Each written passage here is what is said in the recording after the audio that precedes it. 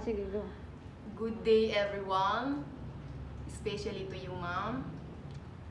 Before I start this problem solving, I want to introduce myself first. My name is Lipoles Rasmia M. So, we will discuss about the problem 1, which is G-test. So, this. Before I answer this problem, I want to read first. So, a medical device is designed to deliver 50 units of a drug. A quality control engineer wants to test if the machine is still delivering the correct dose. A sample of 40 devices give a mean of 51 units with a standard deviation of 4 units.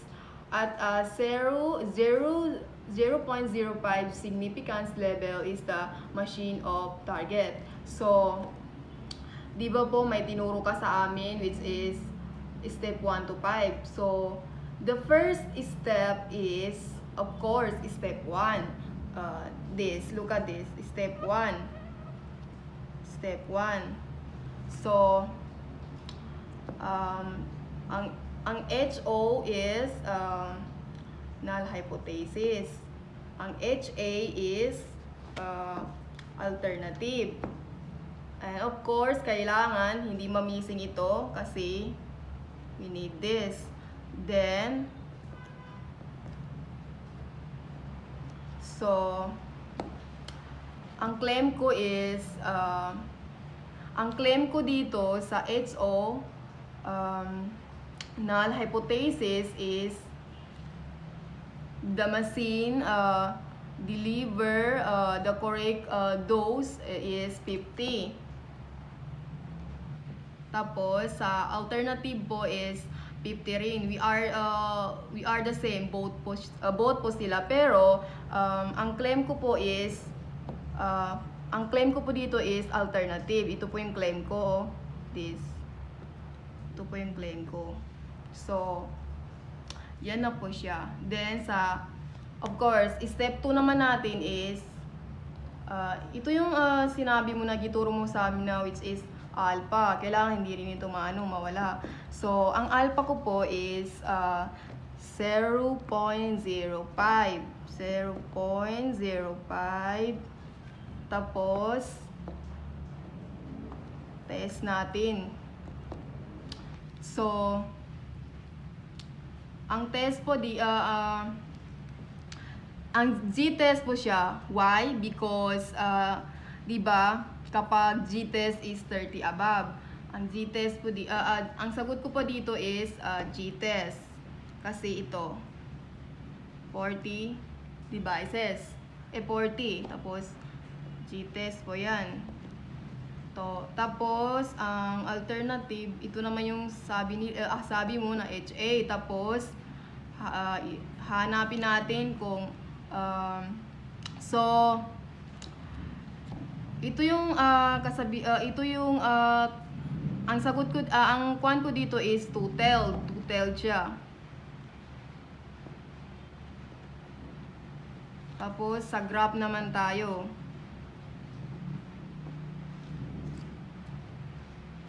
Wait lang.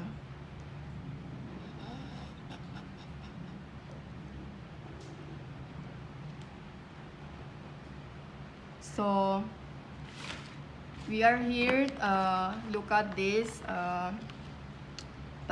two-tailed kasi, hahanapin natin yung 0.05 where two-tailed with G-test. So, this 1.96.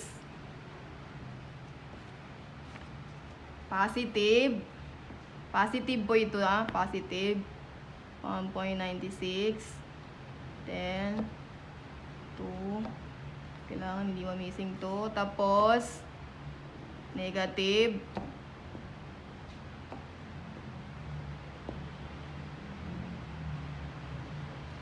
So, the next step is critical value. Critical value is 1.960. 1.960. This. So, let us proceed to step 3, solving. Step 3.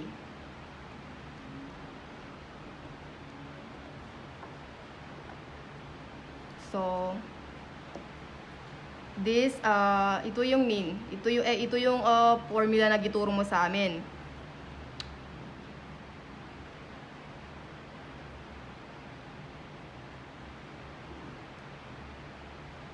Standard deviation, divided, square root. Yan, n ito. Tapos, isosolve natin siya. Paano nakuha yung,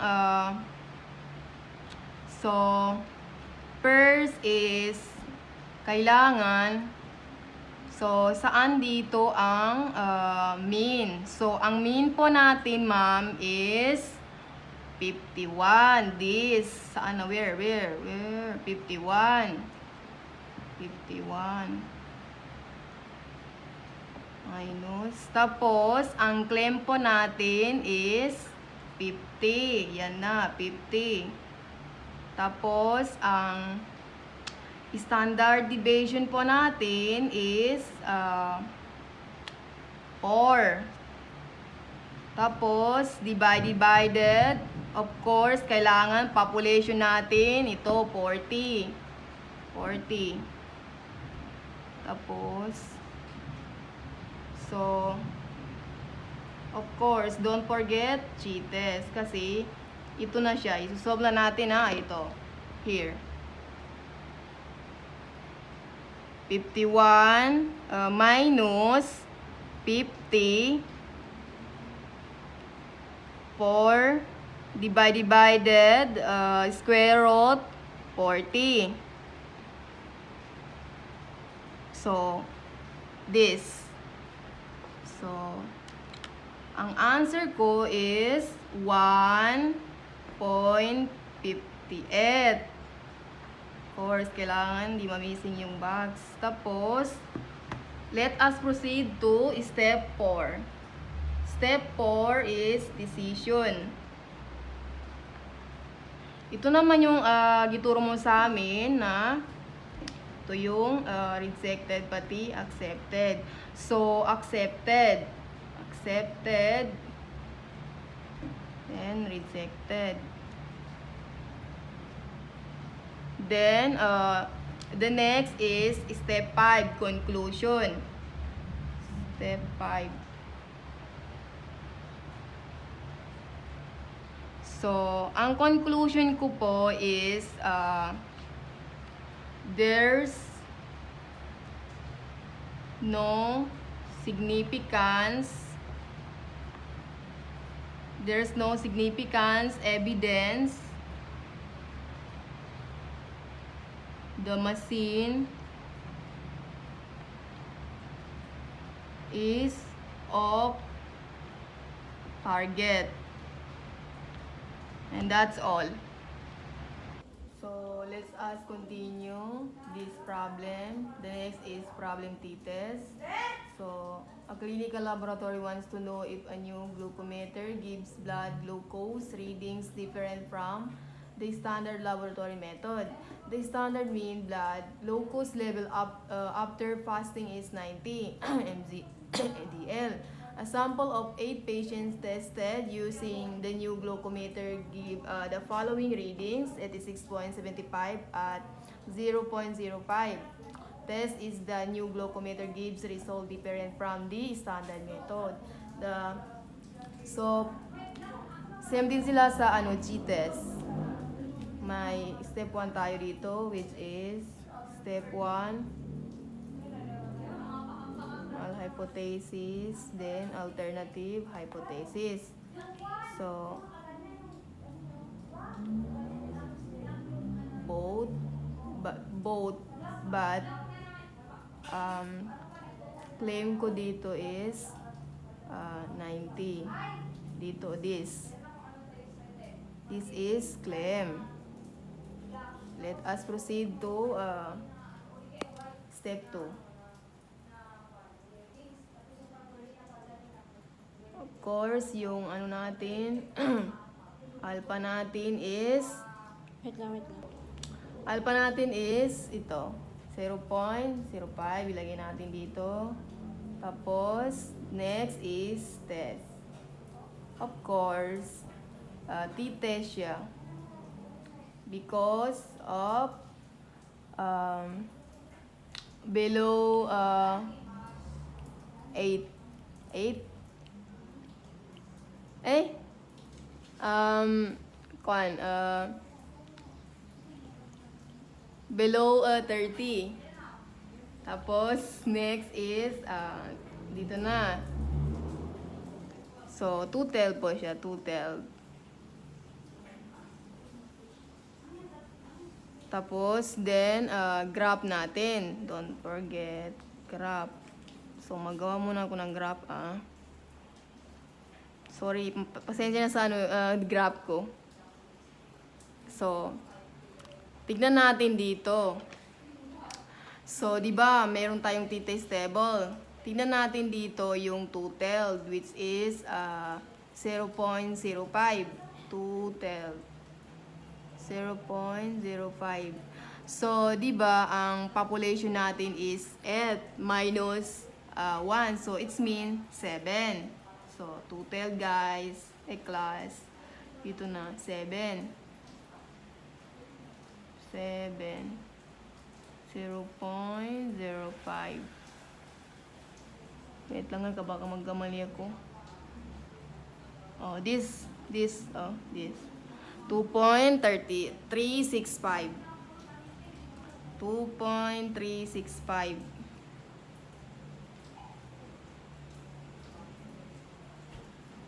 Positive yan. And then negative. 2.365. And of course, don't forget the write the critical value. Kailangan hindi talaga ito ma-missing kasi it's very important class. Critical value is 2.365. So, let us proceed to step 3. Step 3 is pareho din sila sa G-test. Pero, ang kaibahan lang nila is ito is t-test. T-test. This, mean, then, clem, then, standard deviation. Divided is square root n. So, then, ito na, ikuha na natin, where's a calculator? Tapos, the first is, mean, yun, mean. 86.75 minus 90. Then, standard deviation 1.98 divided square root. Ito na yung population natin at tapos so here 86.75 minus 90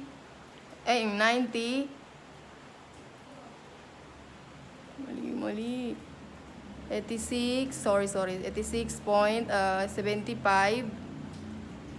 minus 90, then 1.98 divided square root at ito na yung population natin na 8.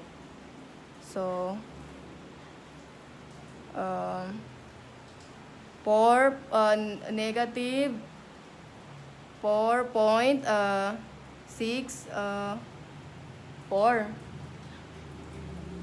Ito na, this. Sayang to.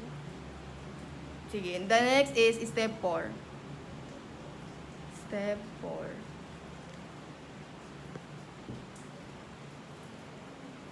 So, it's, step 4 naman is, null hypothesis natin is rejected. Then, sa alternative naman is accepted. Let us proceed to step 5. So, step 5, ito na yung sabi mo ma'am na conclusion. So, there is significant evidence that the new glucometer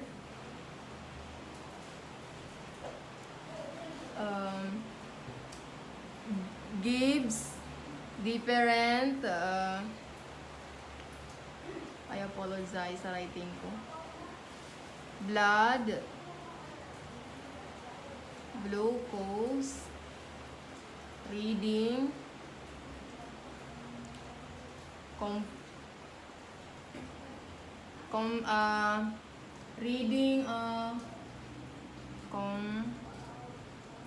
compared to the stand and laboratory method. Standard and laboratory method. That's all. Thank you. That's all.